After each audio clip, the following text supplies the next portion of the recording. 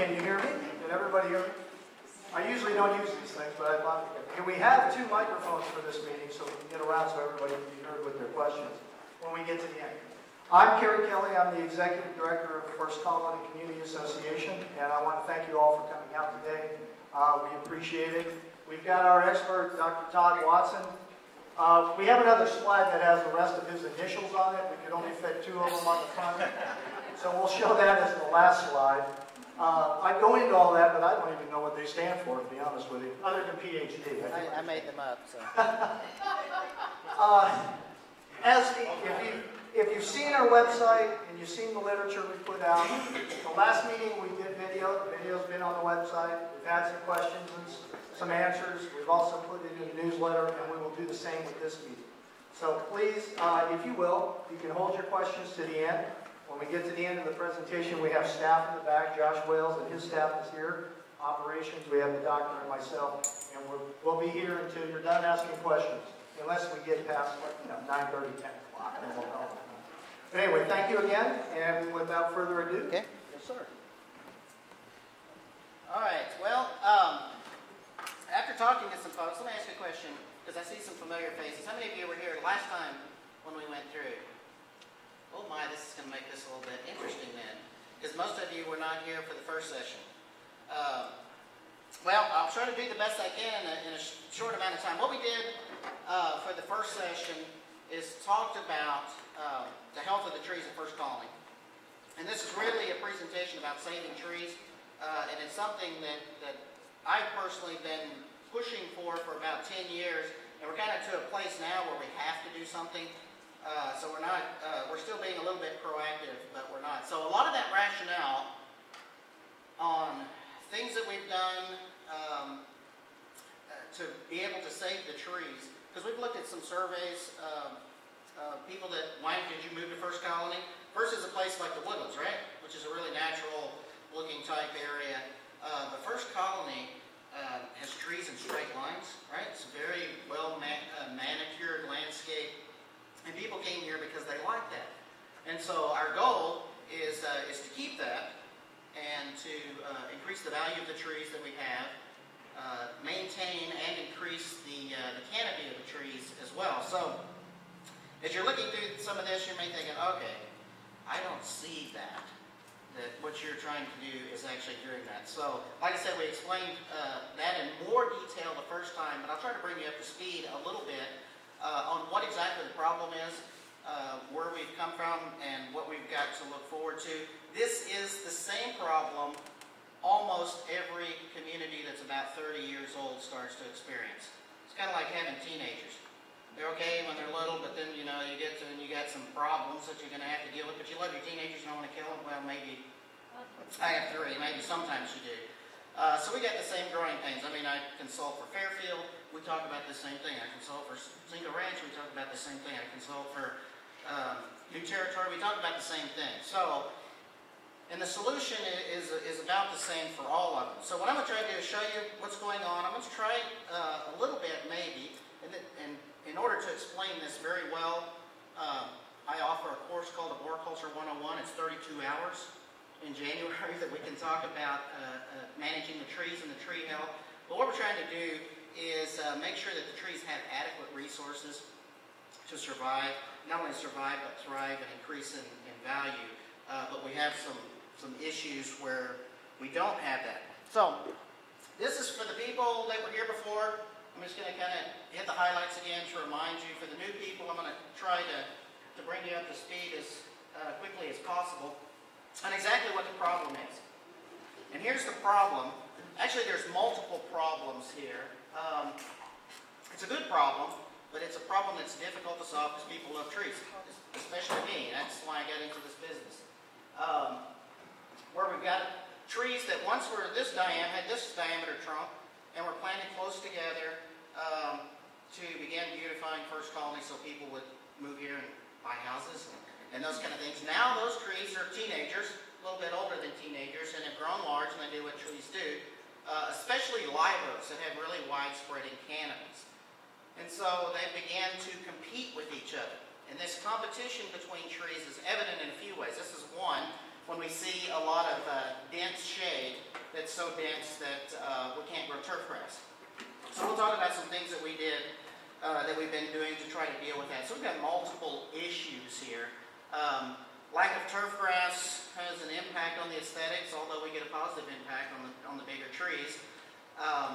Lack of turf grass leads to siltation problems. So when we get rains or even with irrigation, we get soil running off, which is taking topsoil away from trees, but it's also running soil into the stormwater drains, which TCEQ doesn't like very much. It also creates a safety hazard for people that are driving because it makes the streets slick. So we've got those kind of issues that we're dealing with. But also, for me, as a tree guy, I want to be able to save trees. This is the other issue that we have to deal with, is we're starting to lose trees. And we've been this has really been starting to increase over the last about 3 years. And here's why. You can't really see it in this picture. This is along Palm Royale, by the way, if you're wondering where this picture was taken. If you go down Palm Royale, take a look up. Those people, actually keep your eyes on the road, but pull over and take a look up at the trees. Because here's what's happening. We have, and this is an exception because we're looking at a large setback, but think of all the places where we have esplanades, have medians in between the streets. That is a limited rooting area. And so growing trees in that area is like growing your house plants in a container. And you know, at some point the house plant gets so large that you have to put it in a larger container, or it becomes root bound and it starts to decline. Same things happen to trees on a larger scale, because roots do not grow under pavement well because there's not enough air underneath pavement. We do see some along expansion joints, but I get involved in a lot of pavement excavation, and there's not a lot of pavement, especially when we've got 2 lanes or more for the roots to be able to get across, so they're in a constricted rooting area. Well, on a tree, even a live oak that has a huge canopy, only about 50% of the root system is underneath that canopy. The other 50% of the root system does what trees do. They send their roots far and wide to collect water and minerals so that the tree's healthy. So as we squeeze that reservoir that trees can mine for water and minerals, it has an impact on their health. And the more trees we have in that little small restricted rooting area, constricted rooting area, the more difficult it becomes, because now there's competition between trees. And so what's starting to happen, that we're seeing on Palm Royale and elsewhere, I just happened to take this one on Palm Royale, is we're starting to have trees that are dying. There's only so much water that we can add, because at some point, in order to supply enough water to meet the transpirational demands of that canopy, we would have to keep the soil wet all the time and kill the trees because we drown the root system. So we eventually reach some critical point. This is the best we can do. I mean, we're already fertilizing the trees, adding organic matter, doing all of those kind of things, and even special treatments on top of that for trees like this. But this is what's happening. So we're in a situation where nature's doing what nature does. And it's just eliminating the competition due to lack of resources. We see this occur. It happens normally even in pastures where you have live oaks that come up in mottes, and eventually over time, 100 years, because they had a lot of rooting area, you end up with 1 to 3 really large trees, and they've out-competed the other smaller ones. So this is a big issue, along with the other issues, and trying to figure out how are we going to maintain the health of the trees. How are we going to make that tree is not beautiful. Hate to say it, I don't want to talk bad about trees, but it doesn't add to the property values. The longer we wait, the more expensive that they become to remove. And now, instead of having straight lines of trees, like most of the people in First Colony surveyed say that they like, now we have something that's starting to look more like the woodlands or somewhere else. It's starting to look natural because nature is doing what nature does and not selectively removing trees. It's removing trees based on the circumstances that are occurring at the time. So this is really a tree preservation proposition, but there's going to have to be some drastic measures. So what have we done? I mean, we know what the solution is, but we tried to look at, can we do some more palatable, are there some more palatable options where we can solve one or more of the problems that we're having that would make it easier for people? And so First Colony's taken their time to look at some things, and one is shade-tolerant turf grasses. Now, this may be, it depends on, most people relate, and I do the same thing, relate things to my yard at home and how things are at home. And so it's different depending upon your particular situation. Some people that live in smaller houses, and you're on a 60 by 80 lot, or maybe 60 by 100 foot lot, and they tell you to put 4 trees in the front yard. Well, if you've lived there for 20 years, your turf starts to look like this. Now, if you have more space and you don't have trees adjacent to you so that you get light that comes in from the side, then you can go a lot longer without having problems with grass. So, in these situations where we have really, really dense shade, we can't grow. Our most shade-tolerant grass is St. Augustine grass. There's some zoysias that come pretty close, but we have been testing every shade-tolerant grass that's available that we can test, even some experimental ones. This particular one at this site is Manila grass. It was brand spanking new, touted to be the greatest thing since canned beer as far as shade tolerance. So we put tests in for this, and it didn't work. That's the best that we could get. We've tested another variety called Amerishade, which is a variety, sort of a dwarf variety of St. Augustine grass. That one has worked the best. We're still even looking for these varieties. So just a few months ago, we put in another test site with a zoysia grass that was supposed to be really shade tolerant, and an experimental zoysia grass that doesn't even have a name yet. That someone thought might be shade tolerant. It's not making it, and this is along Sweetwater, another area where we've got dense shade. So we're looking at those options, but those options haven't worked, and those options don't save trees. We still have trees, many trees in restricted rooting environments that at some point in time are not going to reach their useful life, their life expectancy. They're not even going to reach half of that because they're going to die out from lack of resources, regardless of whether there's grass or no grass. The grass is just one of the minor issues. So we've looked at some other options. Can we use shade-tolerant ground covers and other plants, ferns, and those kind of things to at least kind of beautify it a little bit, all right? And so we've got some of those, and most of those have been pretty successful, except for they're too expensive to do the whole esplanade, so we've tried some test areas, so they beautify it somewhat and are able to tolerate the shade, but they still aren't solving the problem of saving the trees that are slowly starting to starve to death in these esplanade-type areas. All right, so other options. Some people thin trees, pruning them, thinning them out pretty heavily to allow light through them. That only works temporarily because the tree's job is to grow leaves into areas where there's light, because that's what the leaves need. So that's only temporary, and if you were to do it, it would be annual process, and it would be very expensive throughout first colony.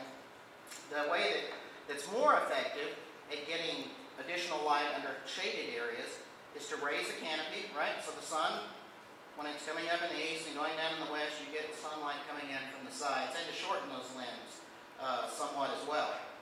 But that's a problem, especially for plants and esplanades. We can kind of do it on the setbacks, right? Because maybe we don't have trees on the backside, so we can get some light coming in from the backside. But these have trees on this side and on that side and on each side, and we're not getting that light in sideways. But we've also done experiments. This is one of them, and this is a couple of years after, and you can see it didn't work, where we really thinned out the trees, spent a lot of money thinning out the trees and shortening limbs and raising them up, trying to do everything we could to get light here to grow grass. That doesn't solve our problem of keeping trees alive long term, but at least to try to help with the grass. And those didn't work as well.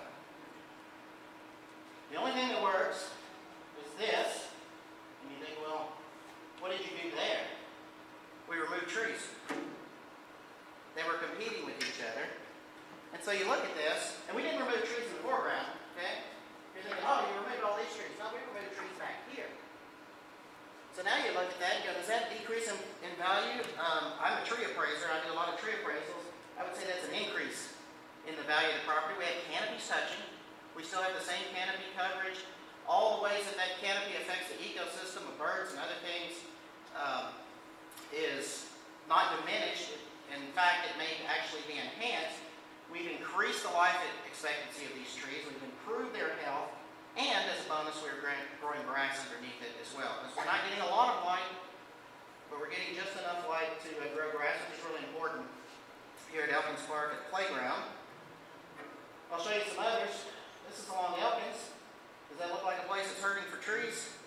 We removed 100 trees along that street. When did we do that, Steve? About 8 years ago. 8 years ago? Yeah. Okay.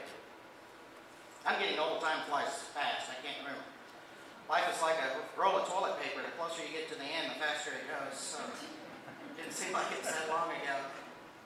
So, all right, now we've got grass. We've still got a lot of trees. We've still got too many trees long term.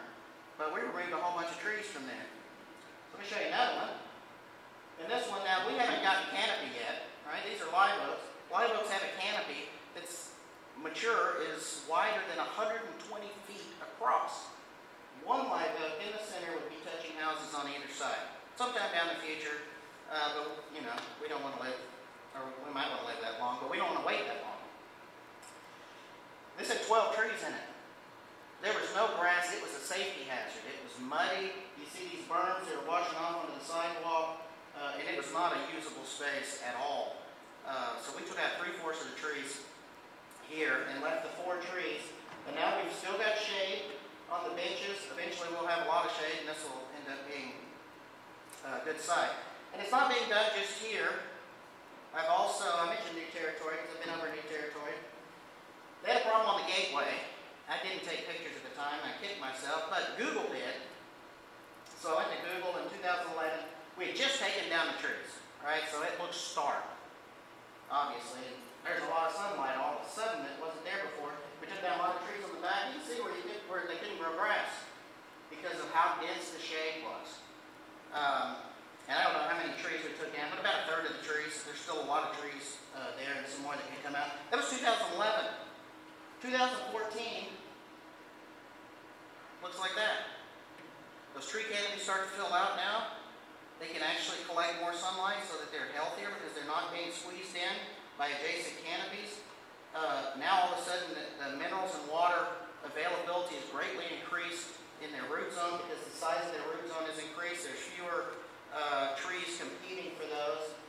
We have nice beautiful trees. We've got canopy. This one's almost covered to the center, which didn't change because of tree removals. It just has to do with the size of the tree. So that's kind of what we discussed last time and talked about, what's the best way to do this. Nobody wants to remove trees. I don't want to remove trees because, even if I was in the tree removal business and making money off of it, I don't want to remove trees unless that's the best option to do. Unless that's going to keep us with straight lines of trees rather than trees dying willy-nilly throughout the site and ruining that manicured landscape of First Colony. Unless I can do that and improve the beauty of the trees, make them live longer, make them healthier, all those kind of things, if that's the best option. And that's just what happens. Ideally, what would happen is a new development is built, small trees are planted, you want them close together, you don't want them real far apart because it looks like a cheap neighborhood, right? See, that's what landscape architects are doing. If we had some rule that, at some point in time, 20 years down the road, then we came through and we picked up every other tree and moved them to another site. Actually, that's what I recommended for Fairfield because they're still building and developing. I said, don't cut down the trees because unless you don't have any other options. I said, your trees are still small enough that unless you have utilities underground into the trees, pick them up with a spade, move them to that new area that you're building, and all of a sudden you have against the landscape over in the new area with these trees. But unfortunately, that wasn't done here, and it's not done in a lot of places, so we've got to make tough decisions. These could still be moved.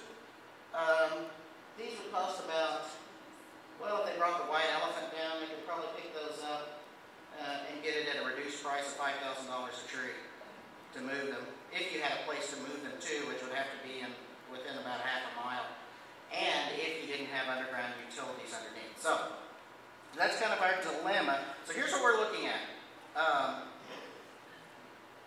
We're looking at putting in a test area. This is just a test area, and I'm going to explain in more detail today what I didn't explain last time and what we're going to do and what the goal is for this. The test area is a one-block area on Edgewater. So I've heard rumors of y'all are going to cut down trees on Palm Royale, or cut down trees on Sweetwater, or cut down trees somewhere else at their plants. To my knowledge, and you guys in the back, correct me if y'all are keeping secrets from me.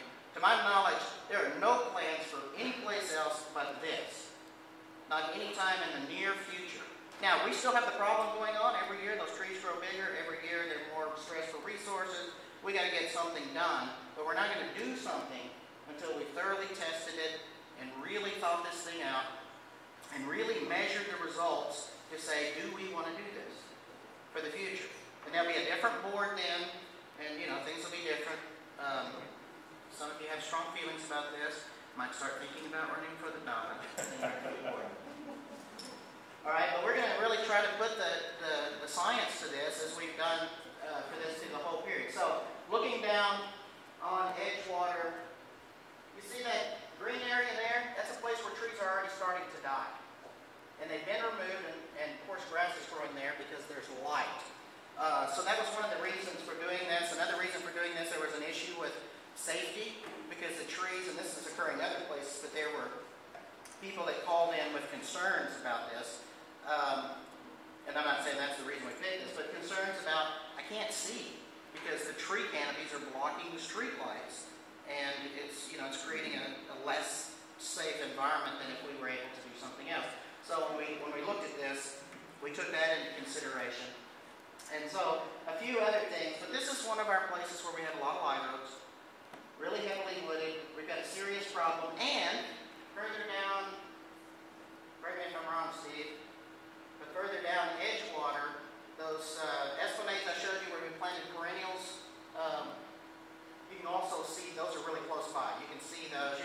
People can kind of look at their options because this, and having this meeting and having the last meeting, and if there's any future meetings, is really, from my standpoint, I don't work for First Colony as at least a staff. I'm just a contractor, but it's just to really break things out in the open and get people's feedback. And let's do this thing the right way and everything above board. So as we're looking at this area from Waters Way to the school, which is Collins Drive, around this curve. Why do we pick a curve? I don't know. It's harder to do a curve, but this is the area that we ended up with. So this is what it looks like. This is an inventory of the trees, just the tree trunks drawn in here, so that we can have an inventory of what it is that we're going to try to do. And just to give you a feel for this site, if you're not familiar with it, this is, I just took a bunch of Google Maps and put them together. So we're heading towards the school, towards Collins Drive, and it's going to start there at the stop sign ahead of us. And we're just going to take you through a quick drive.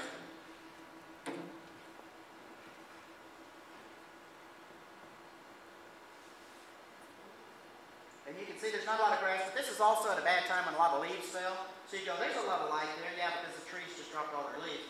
You can see that's the area where the trees died with that green grass. But this was taken in April, so it's unfortunate because tree canopies are really dense. This is also from 2011. These trees have grown a lot since 2011. If you're familiar with the site, you look at it and go, wow. So this problem is, quickly increasing.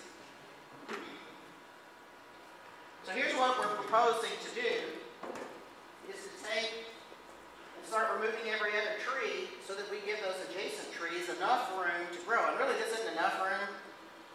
If it was just me on planet Earth, I'd remove 2 trees, leave 1, remove 2 trees, leave 1 to have enough space. But for now, we're looking at removing every other tree so we can measure the growth of the trees and how this is all impacting the area. We took special note of where the street lights were to remove trees. Now it looks like CenterPoint may change the street light configuration, so we're going to be a little bit flexible and trying to do that, because we have a lot of goals here that we're trying to do. We're trying to squeeze in as many as we can. So the safety and street lights one is important. If you notice up in this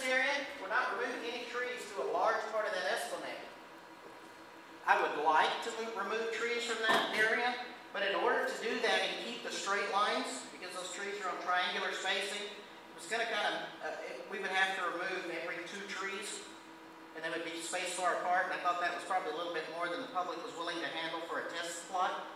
So we're leaving those areas, knowing that it's still going to be pretty shady there, but on the setbacks on either side, we're removing every other tree, so we're going to get a little bit of light in there, and hopefully we're going to get enough light to grow grass.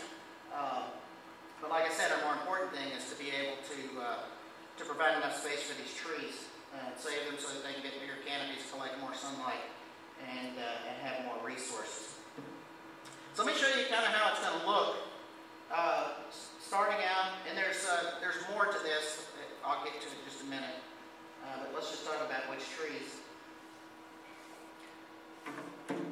It's not going to be real pretty year 1 because all those trees, right? We're removing a tree, removing a tree, removing a tree, so we're going to have some distorted canopies.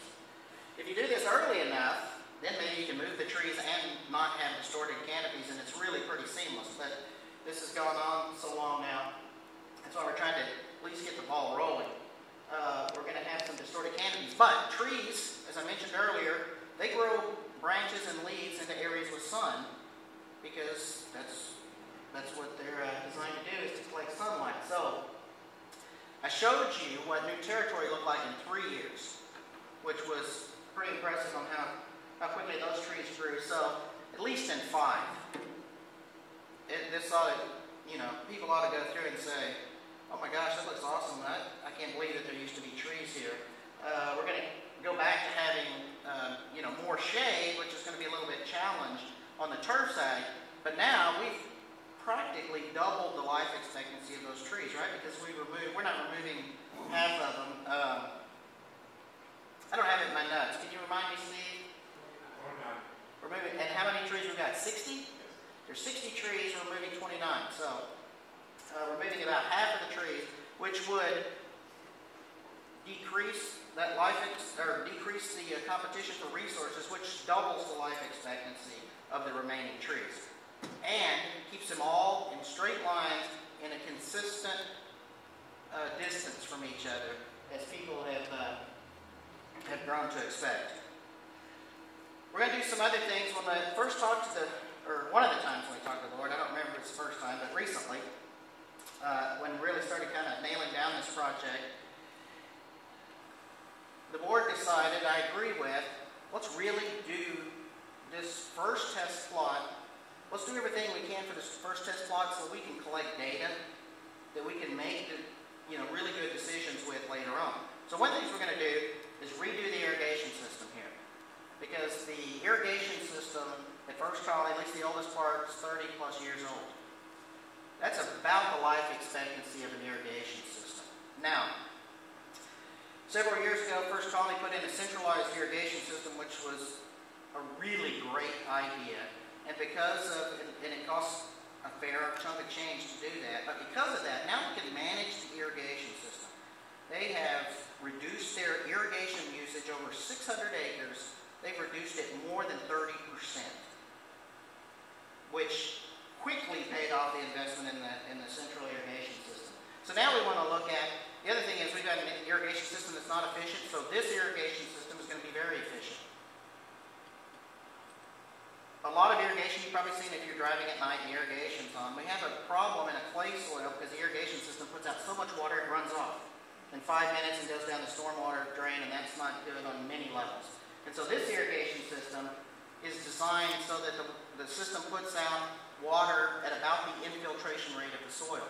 So the water that goes up there or goes out on the soil infiltrates into the soil for the tree roots. That's the best thing for the trees, to be able to do that. It reduces runoff, which is going to reduce siltation into the streets. There's better coverage, better distribution. And what this is going to do over the long term is reduce costs, because we don't have to use as much water, because we're not wasting as much water on this system. So we'll measure that over time too. This doesn't mean that this is going to happen all throughout First Colony. Remember, this is a test area. So don't extrapolate what I'm saying here to all of First Colony yet. Some, all, or none may be the issue. Here's another thing. When you put in an irrigation system, sound quality is kind of iffy on this, so I didn't do it, but because of background noise. When you're digging trenches for new irrigation system, that's hard on trees. So what we're going to do is use an air excavation tool when we get within 15 feet of trees, so that we can excavate the soil without damaging the tree roots, install the irrigation lines underneath the tree roots and cover it back up. Let me show you what it looks like.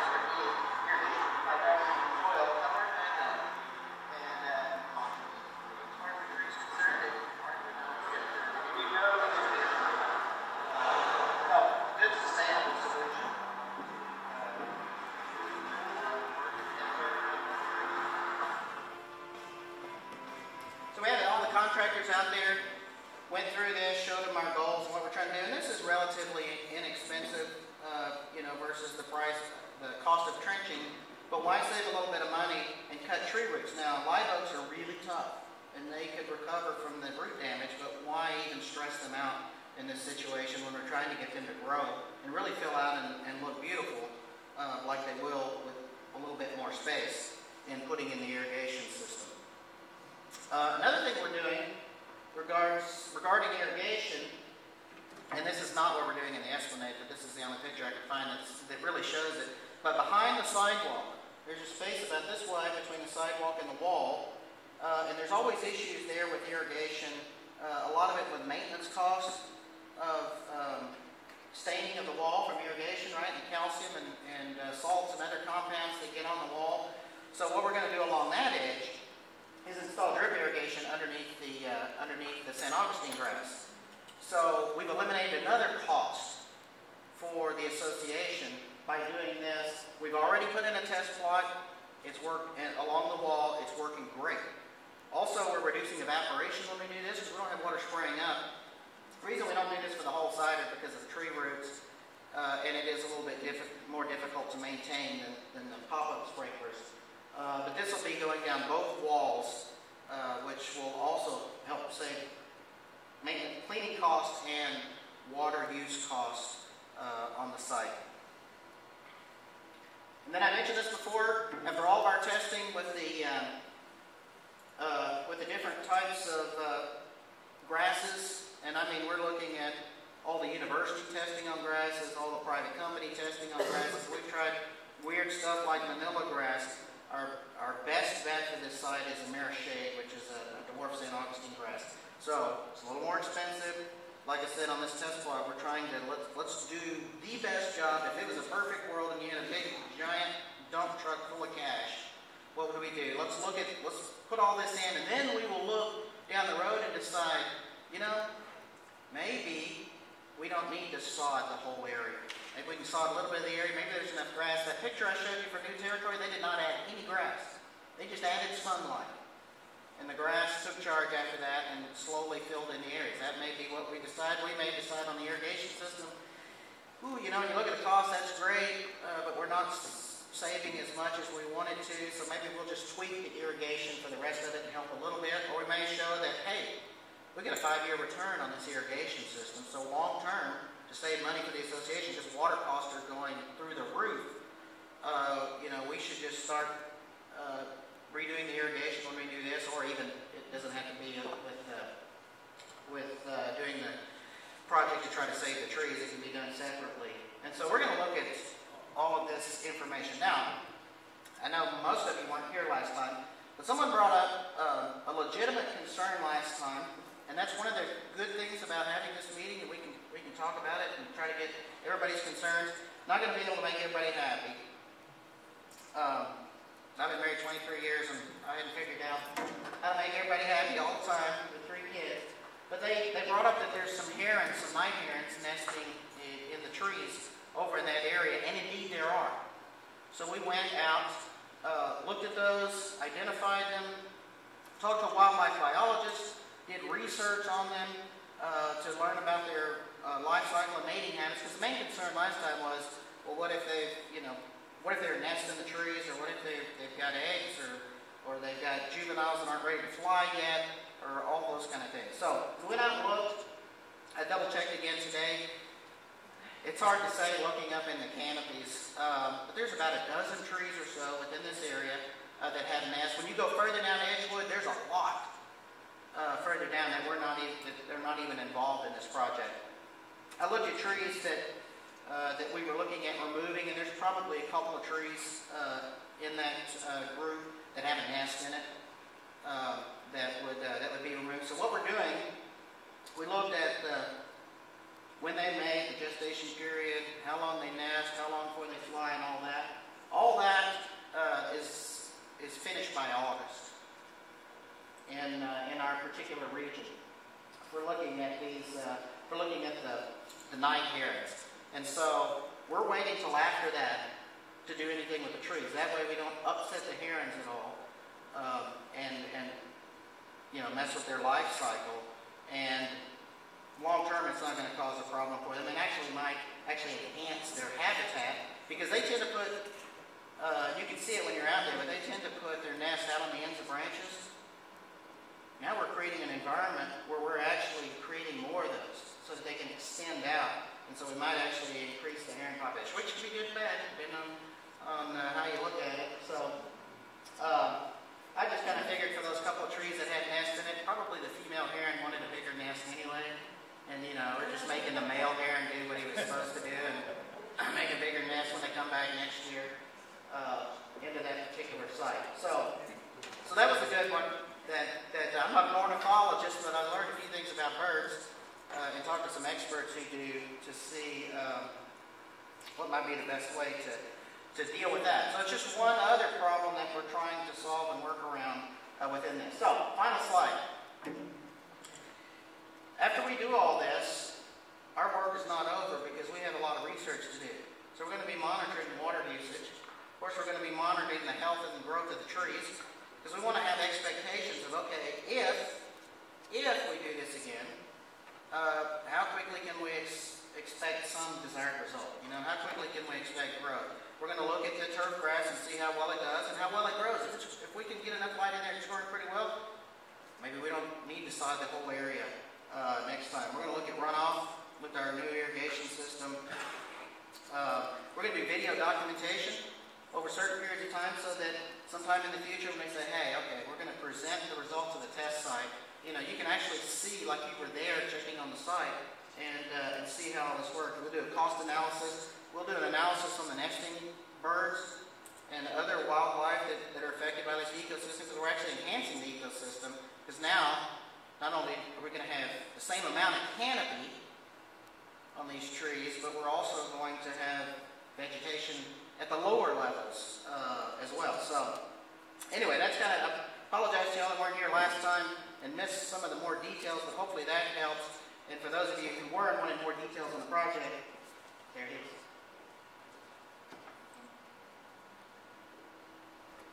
You alive? I'm alive. Okay, thank you, Dr. Watson. We'll open it up for questions. Questions about the projects, please. What is the date of the next meeting? Yes, ma'am. We have a date of the next meeting. We don't have any dates set. Okay, so if they decide at some point to cut down trees on Palm Royale and Sweetwater Boulevard, other than dead trees, we will have plenty of notice, and they will be very specific about the fact that they're cutting trees down, not non-specific like this, right? This didn't really tell you that you're cutting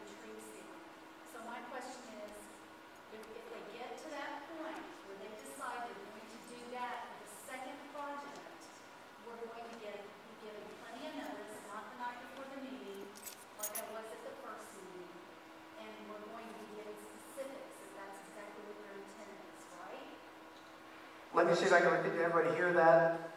Well, as we move these projects forward, if the board makes the decision that this is in fact effective, the data tells us that this is the way we need to go in order to maintain the integrity, look at the community and the health of the ecosystem, then yes, we will plan it because this is all budget. We have the budget for this. This is not inexpensive work. Let me finish. So as we budget, we will identify the areas in that next year's budget where the work will occur. We will schedule the work. We will publish that. We will let you know when we're going to do it and the specifics of the job. So yes, that will all be forthcoming. But right now, the only area that we're doing is this testing. Did I answer your question? Well, when you do this area in August, how quickly do you think the budget will move to a next project? Well, we're actually going to start planning for next year's budget, but we're going to watch this test area probably through next year to see how it recovers. So right now I'm not in a position to say this is the date we're going to do it. We are right now forming a task force with the neighborhood reps and with town officials and folks to look at our comprehensive master plan. This type of project would be part of that. So we'll try to basically, working with the doctor, get an idea of where, based on his experience and expertise, what areas, what's the flow? What would he recommend the flow be? And then we'll just kind of plan that and see where we go. Everything's subject to change. If this doesn't work, then we're going to have to scrap it and we'll take a look at what our other options are. But it won't happen this year. No, this is the only thing this year that's going to occur. This is it. August, this is it. I promise. Yes, sir. You say the removal project is over on Edgewater. Who's doing the removal along Lexington from first? The removal on Lexington is the Bradford Pierce. They're taking down oak trees. No, we're not taking down oak trees. We're taking down Bradford Pierce. We just had this discussion. We're in the process of removing the Bradford Pierce who are at the end of their life. I mean, they are dying. They're a safety hazard. So our program is, and working with the doctor again, is to remove them because they're a safety issue. And in areas where it makes sense to come back and plant a different species of tree so that we can maintain the integrity and the look of the community. But we have a safety issue. The board has allocated the funds for this year, and we've identified the priorities. That actually, we started in, where did we start? Wood Street? Wood Street. We finished Wood Street, and now we're on Lexington. But those are Bradford Pierce. We're not removing live oak trees. And that was the plan from years ago, so this is just part of the Yeah, plan. Along the Colony Meadows fence. Along the Colony Meadows fence, yes, Bradford Pierce. Yes, sir. Other questions? Yep. Oh, I'll come right back to you. Thanks. That's very interesting. This is a dumb question, but like on removal of all these trees, has it ever been thought to have like a paper company come in and do the work for free, or then if you give them, that's kind of weird. Yeah, no, this came up last time too. Correct me if I'm wrong. Good question. But the company that's going to be doing that has agreed to take that, to try to reuse that wood, to chop it up for firewood for residents. Am I correct, Steve? Yes. So there'll be, it's not going to the landfill. Well, it never would go to the landfill. We go to a recycling facility for mulch, is where we take all trees now. But for the benefits of residents, if they want them, and that's, an extra expense that actually the contractor has agreed to take on after his bid, right? So it's no extra money if the residents want that. So that may or may not be better usage than paper, but yeah, that's what we're trying to do. And that was brought up last time. That was another good, legitimate question that was brought up last time for using these. Yes, ma'am. I just want to say thank you very much for explaining what you did today about the life cycle of trees and explaining why this is necessary. My thoughts on this is I've already talked about for many years, and I'm sorry that we haven't moved faster because this is a huge issue for our area, and the trees are going to have to go. I so appreciate that we're trying to save as many as we can, and the ecosystem, and it seems like y'all have really covered almost every single base, and I'm really appreciative of that. One thing you didn't mention about a live oak, it looks like a big sturdy tree, but it absolutely will give in to any tree around it. And we have Bradford pears on our esplanade that have our oak trees in such an odd shape right now that removing the Bradford pears is going to make the oak trees look absolutely ridiculous for at least 5 years. So they could have been removed 8 years ago when we started talking on this, and we talked about it, and then everything got stopped, and I was disappointed because now our trees look even more ridiculous, our live oaks do. So that's another reason why these have to go, because they really will give in to anything around them. And only when you remove other trees or other, things that are around them, will they actually grow the way they're supposed to grow. Yeah. So I'm happy that we're doing this. And then I do have a question about the Bradford pears. Sure. Okay, so on that program right now, I know that you're going to address the ones that can fall and create traffic issues, etc. When will you get into the neighborhoods to remove trees in the neighborhoods, like for instance on our esplanade, where if they fall, they probably will not create traffic issues, but they need to go pretty soon? I can answer part of that, and then maybe. Yeah, and again, it's a budget issue. We had enough money, we had money allocated, money in where our budget this year could absorb this work, and from a safety issue, and just a look, aesthetics also, that the board allocated the money, so we got to look at it. Our intent is to work with the doctor, identify the areas in a priority list of where we need to make these removals, and then budget accordingly. What our budget will support, along with all the other things we have to do, is how we'll plan that. Again, we will publish that when we have it, just like we have done this day. We send out emails to the folks in those areas before we got there.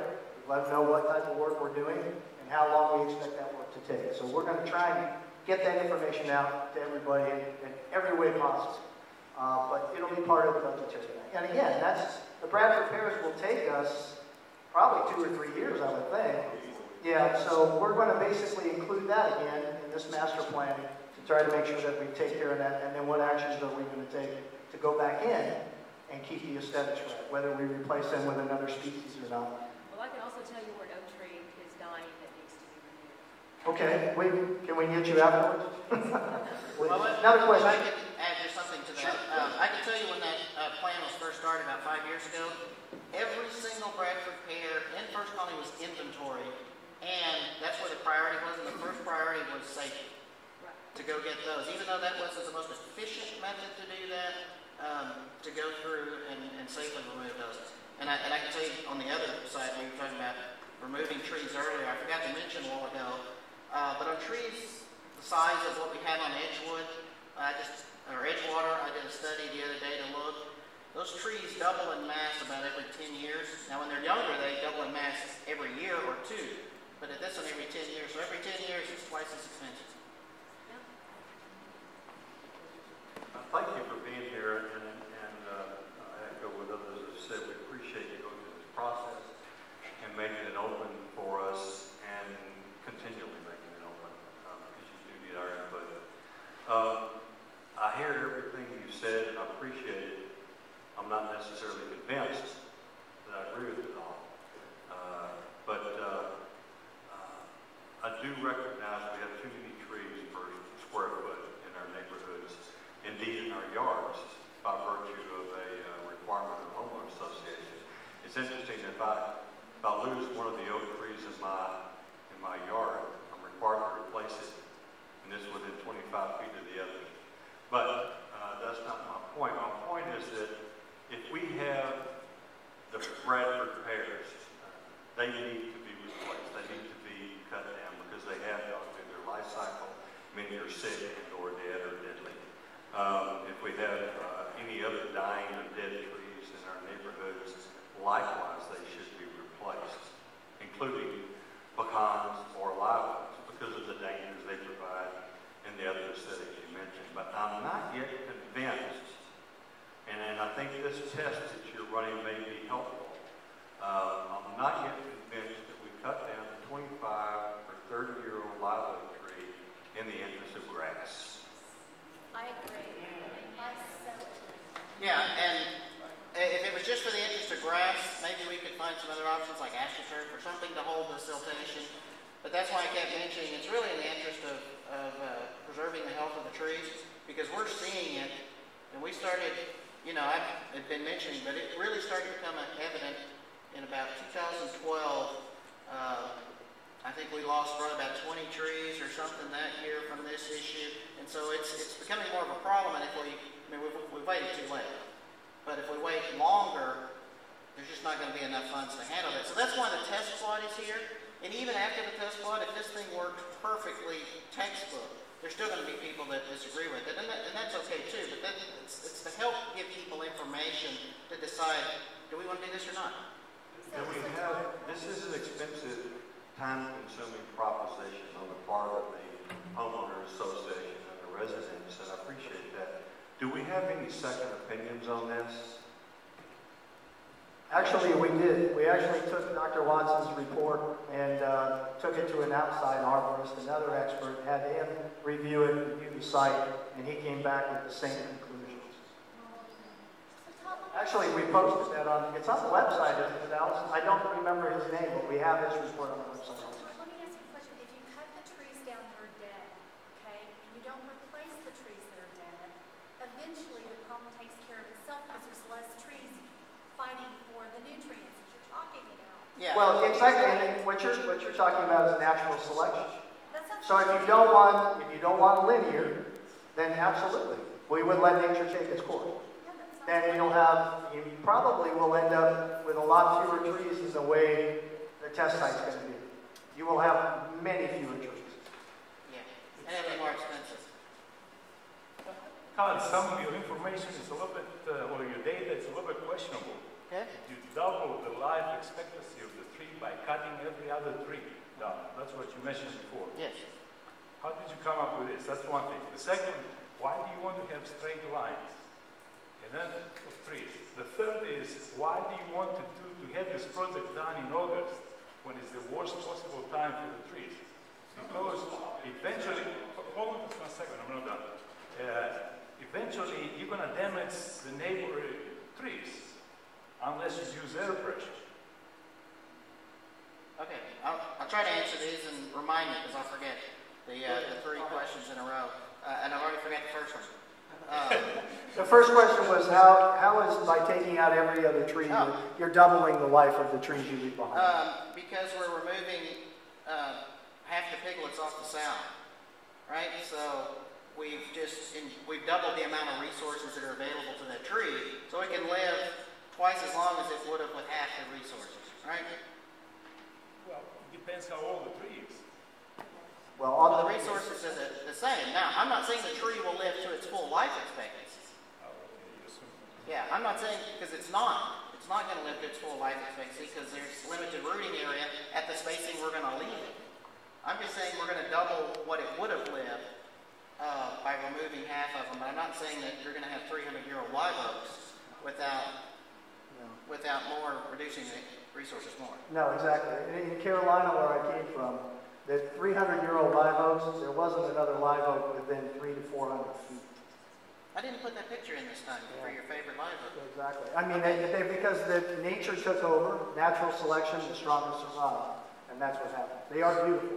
Refresh my memory on question number 2. In August, why do you do this? Okay. In August. Why are we doing the work in August?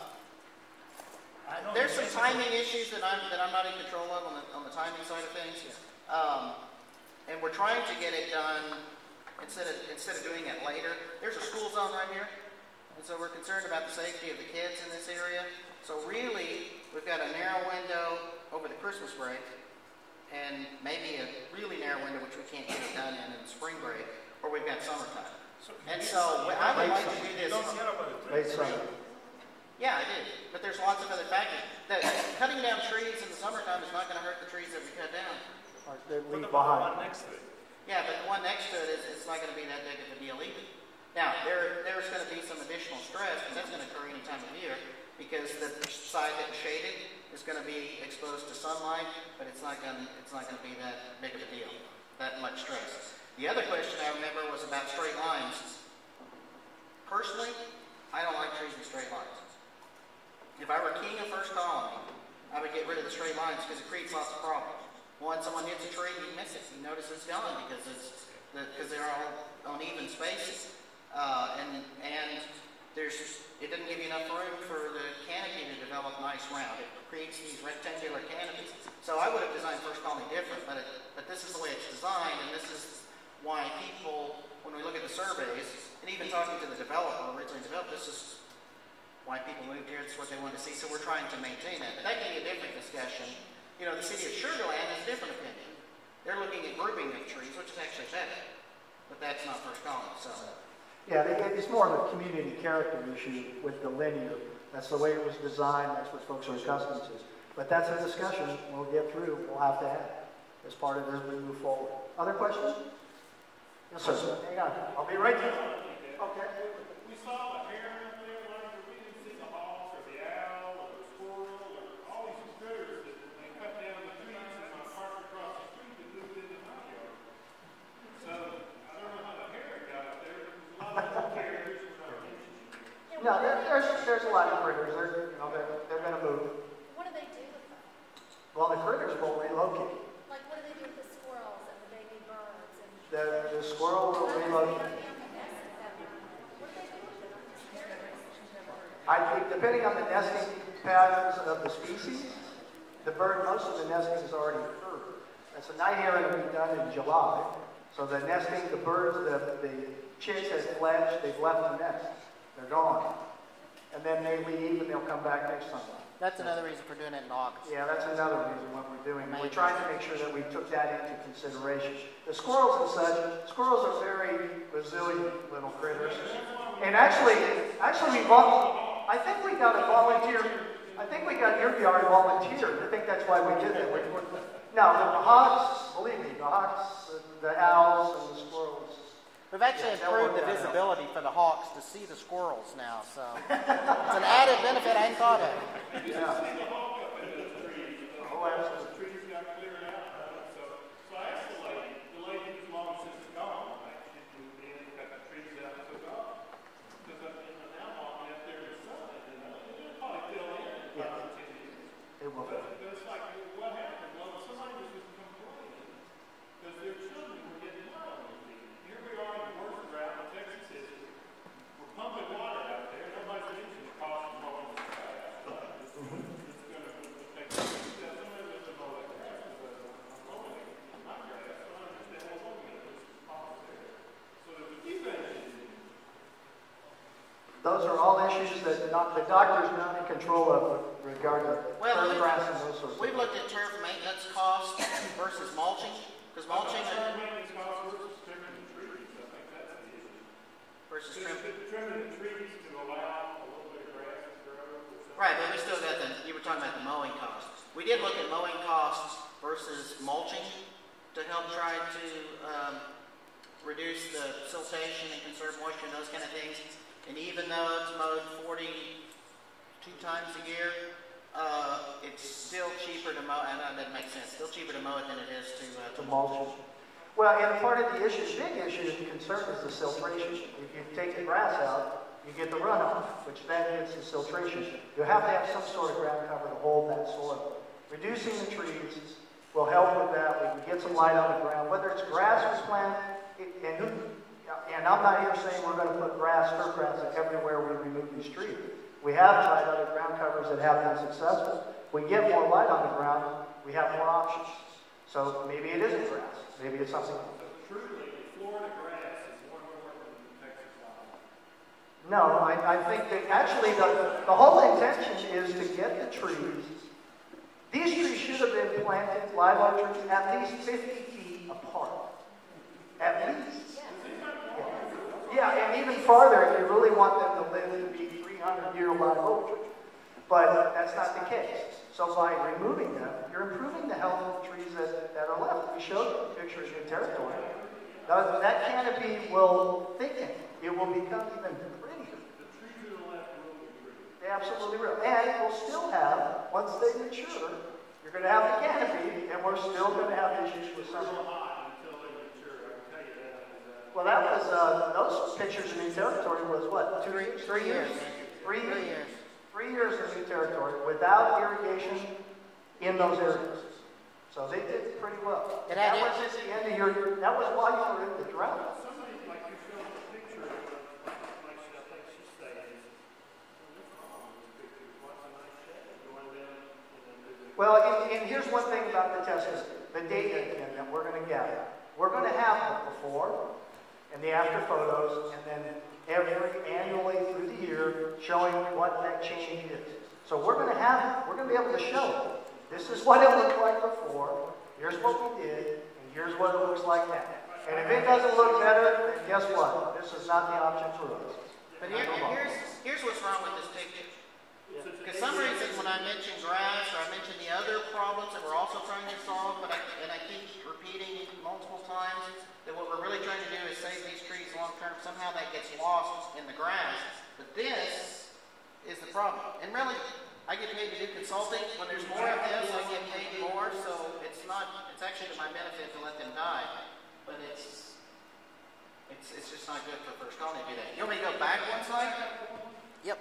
Truly, the trees that are on North Boulevard and South Boulevard, Rice University area, they don't have grass in their trees, and nobody cares. The property values are like skyrocketed because of the trees. Well, it's different. They don't care about grass. It's a different situation. We're talking about South Boulevard or Rice University or those kind of things.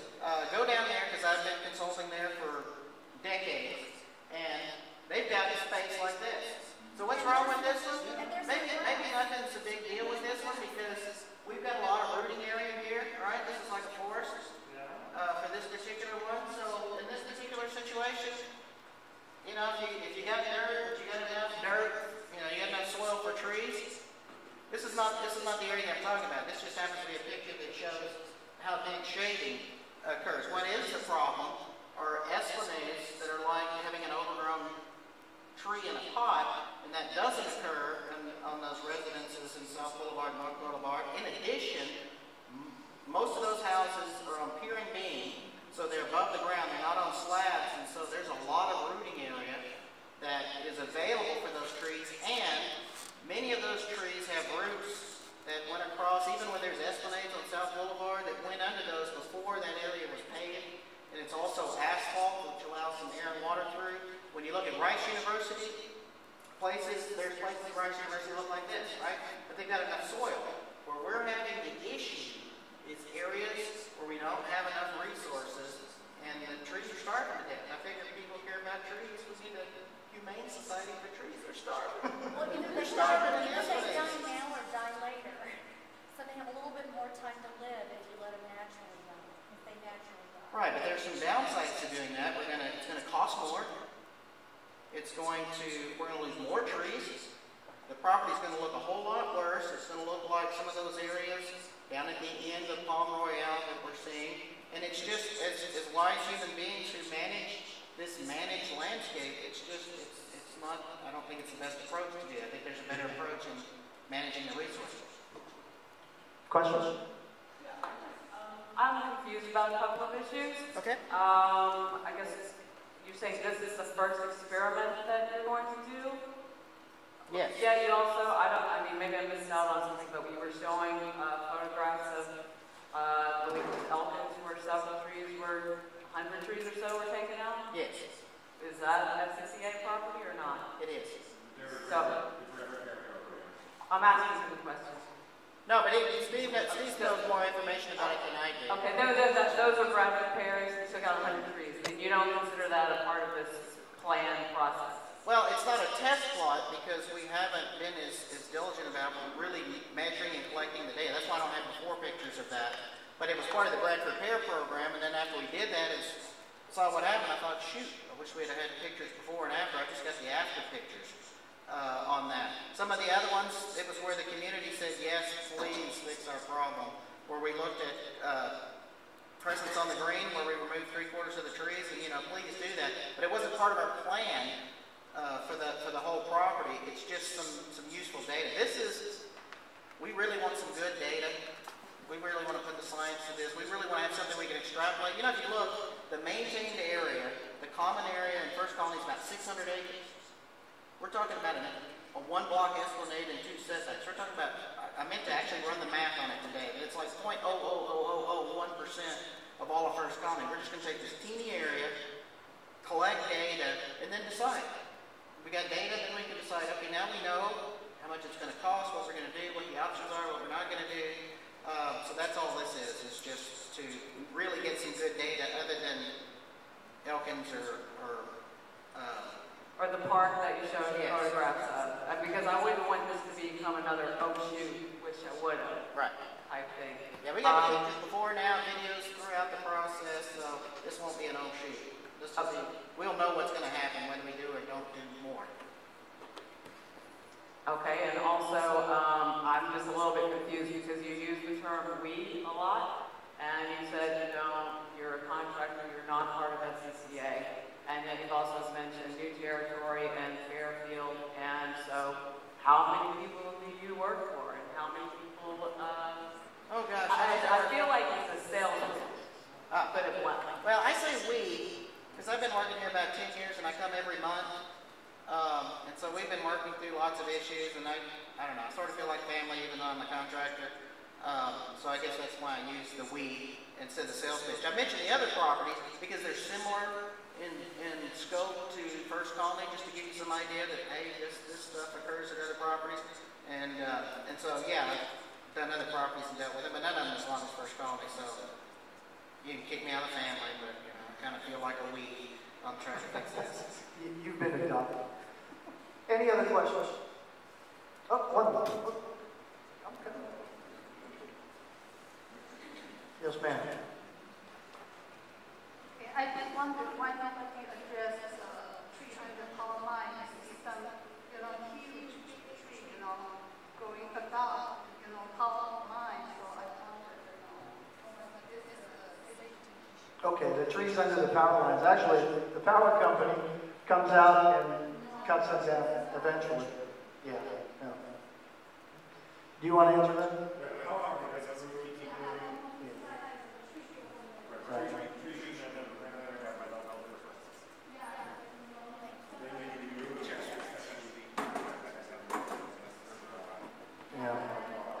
Yeah, the trees under the power lines, even when you remove them, you have to have, the contractor has to have a special license and work coordinate with the power company to have those things down.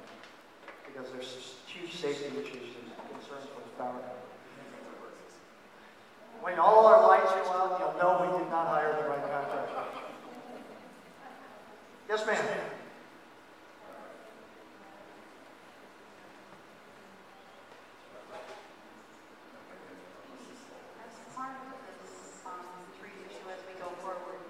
Are we going to look at the requirement that if a tree dies in your yard, you're still planting one 10 feet away from it because, interfering with the slab, et cetera? Did everybody hear that? Yes, we need to look at covenant enforcement in that regard. We've actually, the board, we are hearing what was going on here. It was hard for staff, in my opinion, and I went to the board, and we have suspended basically writing people and saying, hey, the grass is dead, and you've got all these trees in your yard because we have the same issue on our property. So how can I basically send you a letter saying, fix your grass, do all this, replace the tree when I'm not fixing the problem on ours? That's what this test area is about. What can we do to address these issues? We're going to have to look at those guidelines and find out what makes sense. And that's something that I've been tasked with working. It's one of the issues I'm working on now.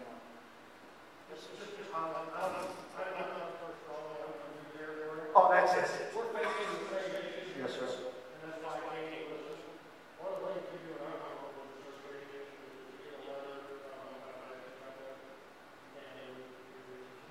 Yes, we do that. We do that too. Yes, sir. We do that too. I'm coming. Oh, ma'am, I'll come. You over there? I was closer to you.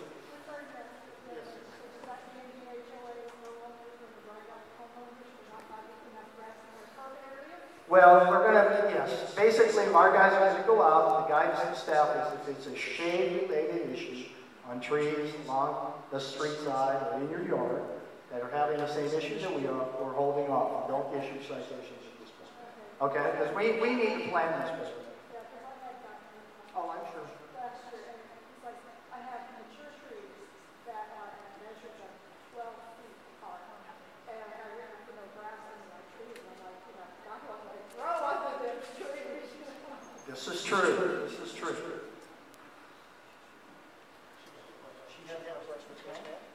more of a comment that I remember about 10 years ago, 12 years ago, and I love the oak trees along Sweetwater. And then 2 years later, they over-pruned them, and they didn't even look like oak trees anymore. So I'm in favor of removing trees, selectively removing, rather than overturning them, and they don't even look like oak trees anymore. And that's all I wanted to say. And since this is being videotaped, I just want to say I wasn't here then when that occurred. Wait a minute, I wasn't either. Dr. Watson, I presume. One of the issues that we faced for a long time is as these trees mature, the Cobra Head street lights are now doing a fine job of lighting the top of the canopy, but it's not coming down to the streets. Is there any effort being put forth in this trimming issue to be able to have the street lights be effective? And second of all, I got this notice from the city of Sugar Land that tells me that my trees that are trimmed by First Colony Community Services Organization are improperly trimmed. Are we going back to readdress this? Because I'm sure as they go neighborhood to neighborhood, there'll be a lot of these hanging on people's doors. I'm getting 10 calls a day. What the city has done, we pruned 14 feet on the street. We're going at the curb. If the branch starts at 11 feet and goes up to 14 feet, as long as it's below 12 feet at the curb, that thing has to go, no matter what side it is. So call me and I reschedule. Yeah, our contractor is coming back to address those issues. One of the concerns we have too is by doing that on the street side, if we cut the way they're doing it now you're going to have that lopsided tree. So we've got to try to figure out how we make that look consistent, because aesthetically it's not going to look very nice. So we're working on that too. And the streetlight issue, in this test area, we're working with CenterPoint. There's going to be, and part of the removal was to address that safety concern, which was streetlight. And that's First Colony wide. Yes, sir. One more. So one of the things that I've noticed a lot over the years, and especially lately, and it's probably because the trees were planted too close together, is the undergrowth on a lot of these boulevards, Lexington, Palm Royal, especially down there by Commonwealth. There's just all this dead wood under there that just needs to be cleared out. And it really, that's probably a lot of shade, but I think every other tree needs to be removed as well. But all that dead wood under there, I would love to see that clear out of there. Now that should be part of our maintenance as we work our way through to take care of that aesthetically. That's safety concerns too. That's been there for years. I mean, that never goes away. Well, actually on that one for the safety, it's called crown cleaning. And I'm not sure what the specifications are, anything 1 inch and 2 inches and larger for safety. But otherwise the budget would just go with balloon for stuff, for branches that are 2 inches in diameter and smaller. So anything that's larger that would fall and hurt somebody is coming out. So if you see anything that's larger than that and they missed it, let us know. All right, here we go. Okay. Have you done a financial study to find out what the cost is going to be, or by next year you're going to increase the rates, our rates again, justifying that instead of just leaving the trees the way they are, instead of removing and doing all this play game around or try to evaluate it or try to collect data? We take trees out every year. We have a tree maintenance budget. This part, we have the cost data for this test site. Doing this throughout First Colony is not going to be inexpensive. I mean, it's not. Even if we take out the turf, don't do irrigation, just remove trees. And as the doctor said, the larger the tree, the more expensive it is to remove it. Now, the options are we wait for them to die naturally, still a cost. And we can't budget for that because we don't know which ones are going to die. How many? Excuse me, what is the cost? Well, it depends on the size of the tree. Depends on the size of the tree. And it can range anywhere from $300 to a couple thousand per tree. But what about using one of the paper companies? Well, these types of trees, for the most part, the oak trees, the paper company, they have no value from the timber company. Pine trees that go straight and are mature, paper. But even those in a residential area, normally, I had that in South Carolina too. We had the same issue. We were sea pines, so we had millions of pine trees. Paper companies wouldn't even talk about it. So There's no value. there's no value in those.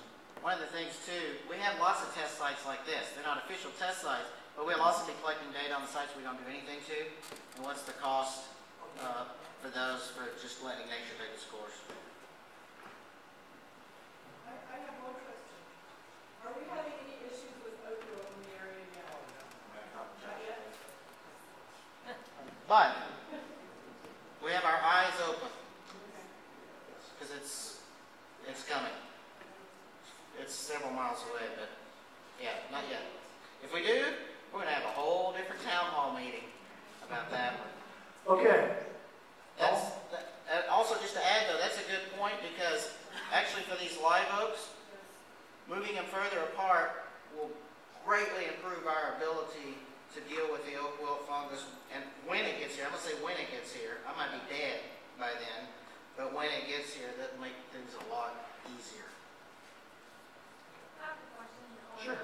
How long is this project going to take to remove these 29 trees on Edgewater? As someone that commutes that road every day, I'm a little concerned about that. It should take us 3 weeks, I think he said. And then we've kind of fudged it depending on the weather turns bad. We get some bad storms or something. But about 3 weeks to knock it out. Yeah. And we wanted it done, the tree removal process done before school started. So we wanted that finished. Okay, well I want to thank you all again for coming out. We appreciate it. We will continue to inform you. We'll get the information out every way we can. We appreciate you coming tonight. Look for updates. We should have maybe one more meeting beforehand. As soon as that's scheduled, again, we'll get that information out to all of you. And thank you again. What's that, Josh? For anybody who wanted to go back and see last week's presentation, that is available on our website. Yes, yeah. The presentations will be on the website. Last meeting is already there, so you can look through it at your leisure.